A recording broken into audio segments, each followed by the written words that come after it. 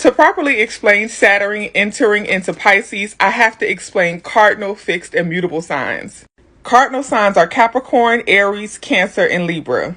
These signs are called cardinal signs because they fall at the start of a new season, which means that these signs are more comfortable with starting new things, being a bit more impulsive, and really jumping into things kind of head first, not really needing to do too much research, really moving heavy on, hey, let's do it type of energy. Now, fixed signs are all of the signs that fall in the middle of a season. Fixed signs are Aquarius, Taurus, Leo, and Scorpio.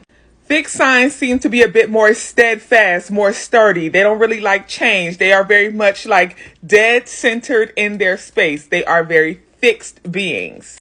Now, as an Aquarius, I feel like this ain't really all that true, but it's a little true. And then we have the mutable signs, which is where Pisces comes into play. Mutable signs are all of the signs that fall at the end of a season. These are Pisces, Geminis, Virgos, and Sagittarius. Now, mutable signs are exactly that. They are mutable. They are comfortable with change and flow and transition because they fall at the end of a season. So they naturally kind of just like go with the flow. Now let's get into Saturn. Saturn is one of our social planets. It is the planet of restrictions and boundaries, also responsibility and heavy in self-discipline.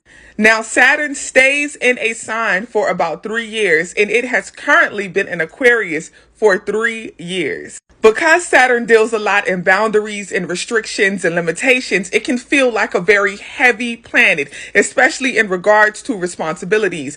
When Saturn is in a sign, people who have that sign anywhere in their chart may feel a lot of limitations, restrictions, boundaries, and responsibilities in those areas of that chart.